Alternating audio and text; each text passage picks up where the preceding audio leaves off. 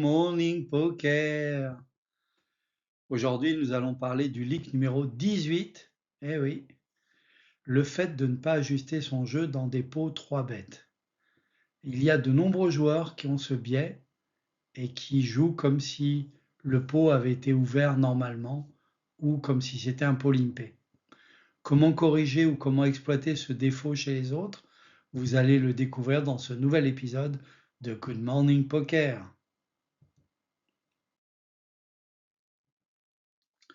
S'ajuster au pot 3 bêtes, quand il y a un gros pari avant le flop, donc un 3 bêtes, il faut changer ta façon de jouer.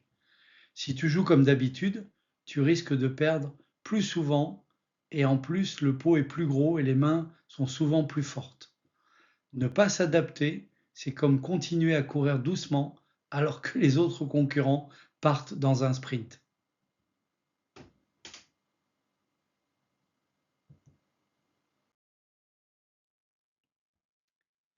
Trois confusions à propos des pots qui sont 3 bêtes. Penser que son range habituel suffit. Les mêmes mains dans un pot juste 2 bêtes, donc ouvert, marchent bien ici. C'est faux. Euh, les gens qui ont fait 3 bêtes, eh bien, ils ont sûrement une raison de le faire.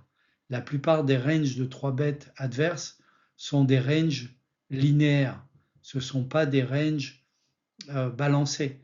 Donc, on a très peu de bluffs ou de semi-bluff avec des mains spéculatives comme As-5 suité dans les pots 3 bêtes à un niveau on va dire, assez fishy dans les tournois. Euh, les pots 3 bêtes, en général, quelqu'un a une très belle main, celui qui a fait le 3 bêtes. À partir de valet, valet plus, as, dame, as, roi, etc.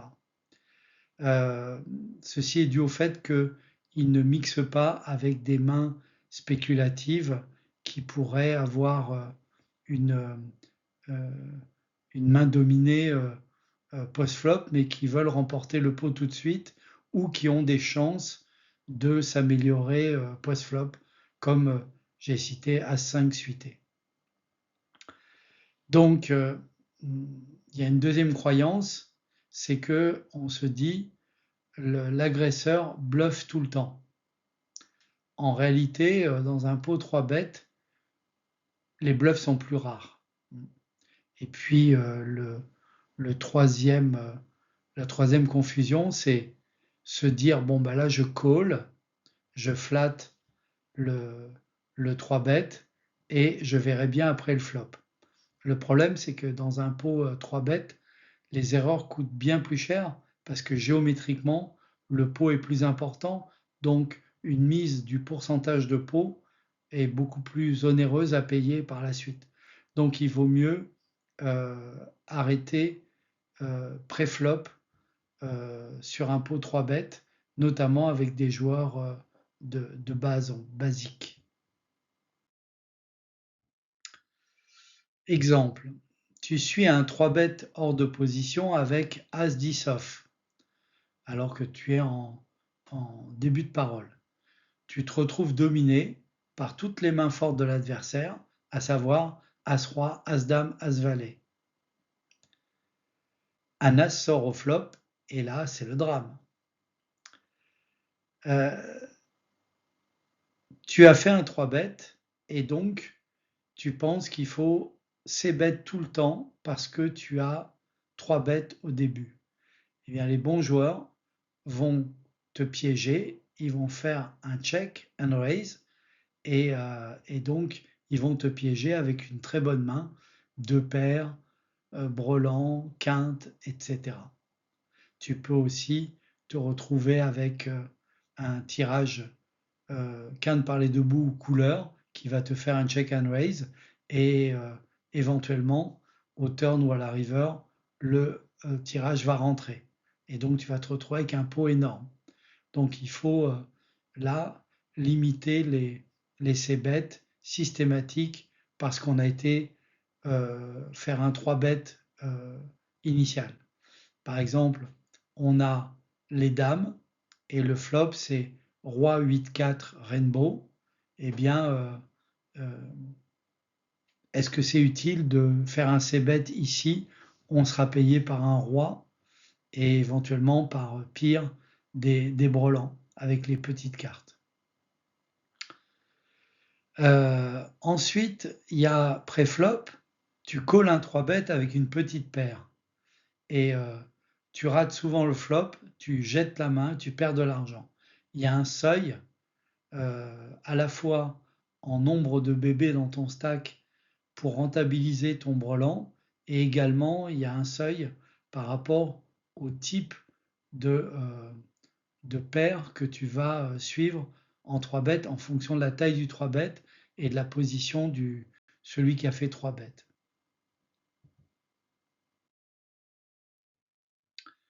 Comment on exploite ce défaut chez les autres?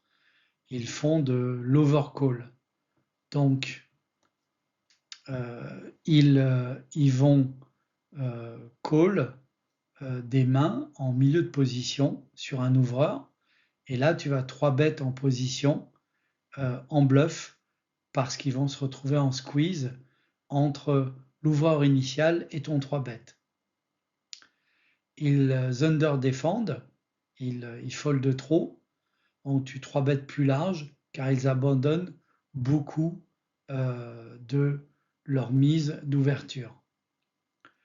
Ils jouent post-flop comme s'ils jouaient dans un pot normal, donc tu les pièges avec des sizing bizarres, un tiers de pot au flop, et tout d'un coup, overbet au turn, avec évidemment une très bonne main, ou un bluff. Donc tu polarises ton range, soit tu as les nuts ou les quasi-nuts, soit tu n'as rien du tout, et ils vont folder très souvent.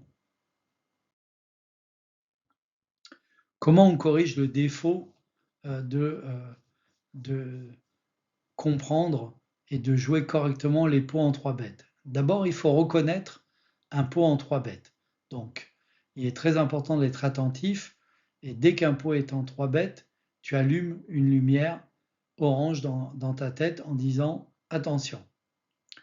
Donc, tu resserres hors de position et donc tu ne vas pas forcément payer un 3 bêtes si tu vas être hors de position après.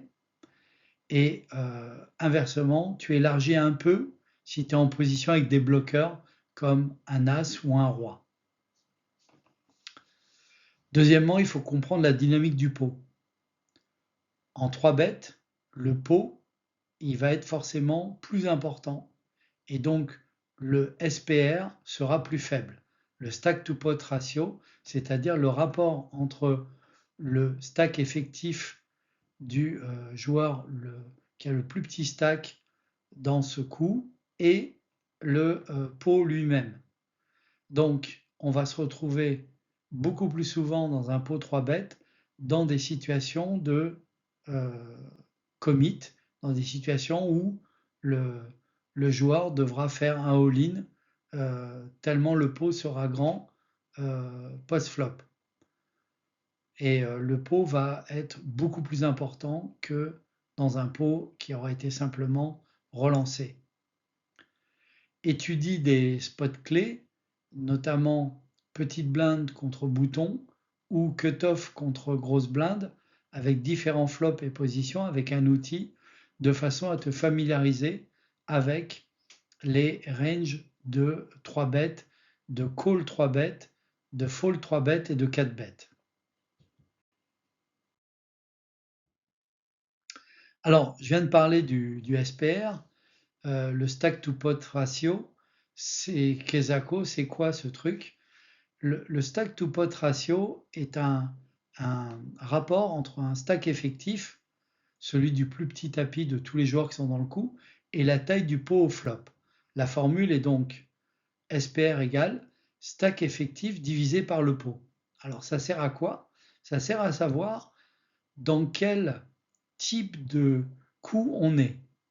Si le SPR est bas, inférieur à 3, eh bien c'est simple.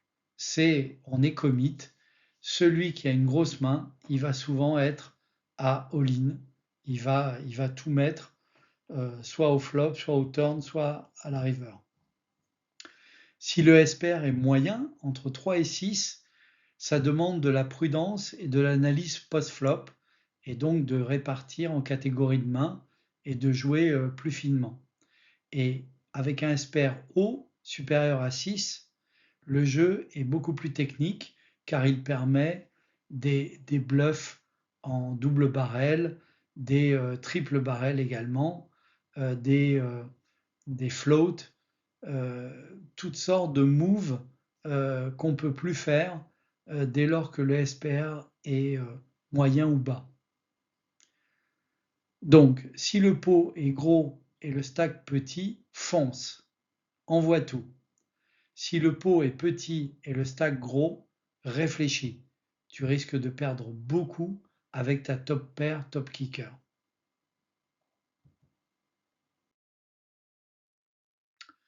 Moyen mnémotechnique pour les pots 3 bêtes.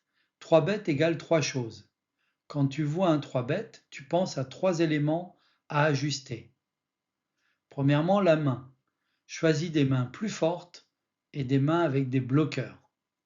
Des as, des rois qui vont empêcher la réalisation de top pair ou de mains fortes. Position. Plus tu es hors de position, plus il faut être serré. Encore plus serré que lorsque tu étais en simplement un pot ouvert. Un plan. Est-ce que je sais ce que je vais faire post-flop? Et là, tu peux calculer le SPR pour savoir dans quelle zone tactique tu te trouves. Retiens donc main, position, plan. C'est les 3 choses qu'il faut retenir dans un flop, dans un pot, 3 bêtes. Résumé des ajustements des pots 3 bêtes. Le SPR est plus faible dans un pot 3 bêtes. Il y a donc moins de marge d'erreur post-flop. Les ranges sont plus serrées. Elles sont polarisées. Soit on a des value bets marqués, soit on a des bluffs marqués. Les sizing sont plus importants, et surtout quand le SPR est plus faible. Si tu ne modifies pas ta manière de jouer dans des pots 3 bêtes, tu vas sous-performer contre des joueurs qui exploitent la structure de pot et les déséquilibres de ton range qui comprendra beaucoup trop de mains moyennes.